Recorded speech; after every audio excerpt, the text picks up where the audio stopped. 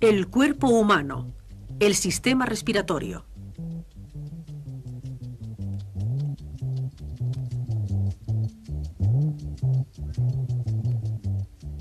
Para estar vivo, debe haber un flujo constante de oxígeno hacia dentro del cuerpo y un flujo constante de dióxido de carbono hacia afuera. Este intercambio de gases es obra del sistema respiratorio. La energía que nos mueve, que mantiene en funcionamiento el cuerpo, que mantiene vivas sus trillones de células, que lo mantiene a usted vivo, es liberada por el oxígeno proveniente del alimento que tomamos. Hay más que suficiente oxígeno en el aire que nos rodea. La mayor parte del mismo procede de las plantas verdes, un producto de desecho de la fotosíntesis. Se mete oxígeno en el cuerpo al respirar. El proceso de respiración implica el trabajo de los pulmones y de la lámina muscular que está por debajo de ellos, el diafragma. La respiración se inicia con señales procedentes del cerebro. Se inspira cuando grupos de células situados en la médula del cerebro envían impulsos nerviosos a los músculos sujetos a las costillas y al diafragma. Los músculos de las costillas se contraen levantando y extendiendo las costillas. El diafragma se contrae y se aplana. Estos dos movimientos aumentan el espacio interior del pecho y expanden los pulmones. Luego, la presión del aire dentro de los pulmones reduce la presión del aire que nos rodea. De este modo, el aire entra rápidamente, esto es, entra en los pulmones un 10% más de aire que el que había antes. Se ha inspirado. Las células nerviosas que están en el forro de los pulmones sienten esta situación expandida. Devuelven los impulsos a la médula y los grupos de células de allí cambian los impulsos que contraen los músculos de las costillas y del diafragma. Estos músculos se relajan.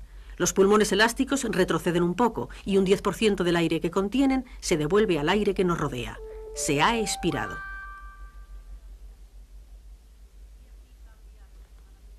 Y así cambia aproximadamente cada vez un 10% del aire que contienen los pulmones. Cuando se descansa, el ciclo se repite 15 veces por minuto. Veamos ahora cómo llega a las células el oxígeno que se inspira y cómo sale el dióxido de carbono. El viaje empieza por la nariz y la boca. Entra el aire portando su carga de oxígeno. Las superficies húmedas del interior de la nariz y de la boca humedecen el aire y la sangre caliente que fluye por los capilares que recorren estas superficies lo calientan. Las superficies están cubiertas también de una mucosa pegajosa que atrapa algunas de las diminutas partículas suspendidas en el aire. Otras partículas caen del aire a medida que se reduce la velocidad. La cavidad que hay detrás de la nariz y de la boca está ocupada por dos tubos. Uno es el esófago, forma parte del sistema digestivo, conduce al estómago. El otro es la tráquea. Forma parte del sistema respiratorio y dirige el aire que inspiramos hacia los pulmones. La entrada de la tráquea está guardada por una tapa muscular, la epiglotis. Mientras se respira, esta tapa permanece abierta, pero tan pronto como empezamos a tragar, se cierra automáticamente, cubre el extremo de la tráquea y normalmente impide que entre en ella y en los pulmones nada que no sea el aire. La tráquea es un tubo blando, pero se apoya y lo mantienen abierto anillos de cartílago. Aquí se puede ver dónde la tráquea se separa del esófago.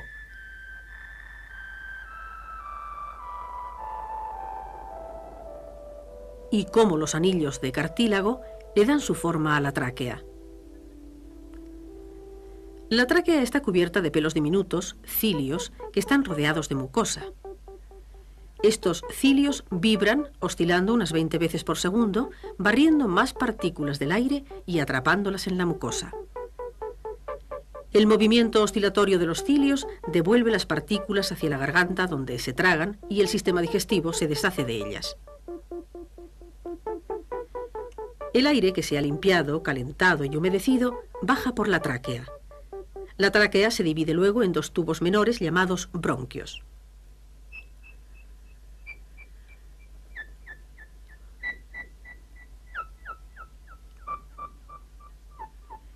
Cada tubo bronquial se divide en tubos más pequeños que penetran los pulmones. Dentro de los pulmones, estos tubos se dividen y subdividen hasta adquirir un tamaño microscópico. Ahora se llaman bronquiolos. El aire que hemos inspirado viaja por estos pequeños tubos hasta llegar a unos racimos de sacos de aire en sus extremos, los alveolos. Los alveolos forman la superficie interna de los pulmones.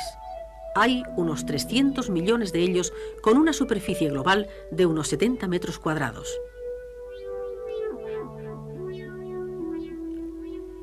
Estos diminutos sacos de aire proporcionan la amplia superficie que necesitan los trillones de células del cuerpo para obtener su provisión de oxígeno del aire. Cada saco de aire, o alveolo, está cubierto por una fina película de fluido y patrullado por células sanguíneas blancas, fagocitos. Los fagocitos se tragan y eliminan la materia intrusa.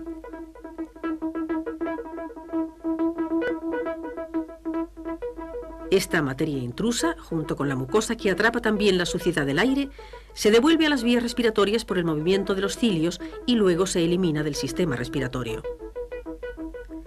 El oxígeno del aire que ha entrado en los pulmones se disuelve ahora en el fluido que cubre cada alveolo. El oxígeno disuelto pasa por las células que forman las finas paredes de los alveolos y luego atraviesa las paredes igualmente finas de los capilares que forran la superficie interna de cada alveolo.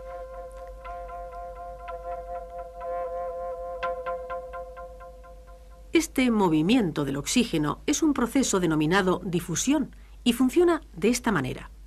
Cuando la presión del gas sobre un lado de la membrana celular es mayor que sobre el otro, el gas se moverá por ella hasta que exista la misma presión en ambos lados. Pero si el gas que penetra se elimina constantemente, la presión nunca se iguala y el gas sigue difundiéndose. Y esto es lo que ocurre en los pulmones. El oxígeno que pasa por los alveolos a los capilares se lo está llevando constantemente la sangre.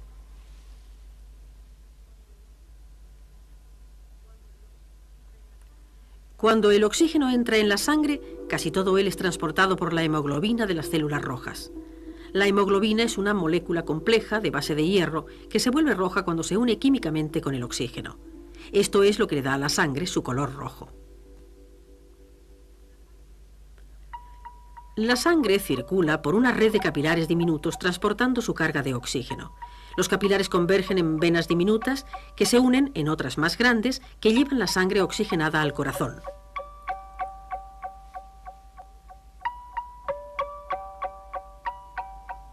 Ahora, el corazón bombea la sangre con su oxígeno a las arterias, que llevan la sangre a todas las partes del cuerpo, llegando finalmente a los capilares de un diámetro tan pequeño que solo puede pasar por ellos una célula roja.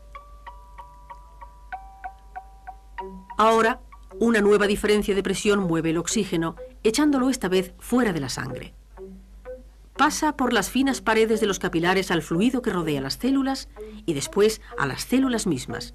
Y así se ha cumplido la primera gran tarea del sistema respiratorio. El oxígeno del aire ha llegado a las células. En las células, el oxígeno participa en reacciones químicas que liberan energía de los nutrientes que hay. Uno de los productos de desecho de estas reacciones es dióxido de carbono. Y ahora empieza la segunda gran tarea: sacarlo del cuerpo. Primero, el dióxido de carbono pasa de las células y a través de las paredes de los capilares a la sangre. Gran parte de este gas se une con materiales químicos en la hemoglobina y se queda en las células rojas de la sangre. Pero más de la mitad del dióxido de carbono lo transporta el plasma, la porción acuosa de la sangre. La sangre circulante lleva el dióxido de carbono al corazón y luego a través de él a los pulmones. La sangre afluye de nuevo a los capilares que rodean los sacos de aire, los alveolos, que constituyen los pulmones. Nuevo dióxido de carbono abandona la sangre, pasando por las paredes de los capilares y de los alveolos. El dióxido de carbono entra en el aire que hay dentro de los diminutos alveolos y luego es extraído de ahí hacia el 1/4 de millón de bronquiolos, con lo que el aire desanda el camino hasta los bronquios y la tráquea. lo expira y se ha efectuado la segunda gran tarea del sistema respiratorio. La cantidad de dióxido de carbono existente en la sangre controla el ritmo y la profundidad de la respiración, porque las células nerviosas de la médula del cerebro son sensibles al contenido de dióxido de carbono de la sangre. Cuando sube el nivel de dióxido de carbono, las células nerviosas envían impulsos a los músculos de las costillas y al diafragma. Acelera el ritmo y la profundidad de la respiración, aumentando la velocidad a la que se puede eliminar el dióxido de carbono del cuerpo. El nivel de dióxido de carbono de la sangre controla también cómo late el corazón y, por tanto, la rapidez con que se mueve la sangre por el sistema circulatorio.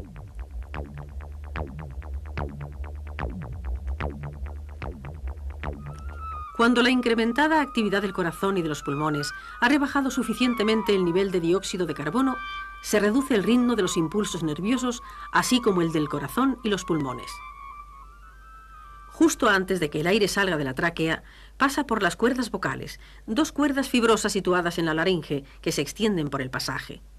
El aire en movimiento que pasa por las cuerdas vocales puede hacerlas vibrar y produce sonidos. Los músculos que tensan y relajan estas cuerdas pueden cambiar el tono del sonido que producen. Este sonido puede cambiar aún más si movemos la lengua, los labios y la mandíbula, cambiando la forma de la boca. Todo esto produce el lenguaje y la canción. El dióxido de carbono que se expira al aire es reciclado por las plantas. Y así continúa el ciclo. Se respira, se habla, se canta y prosigue el trabajo del sistema respiratorio.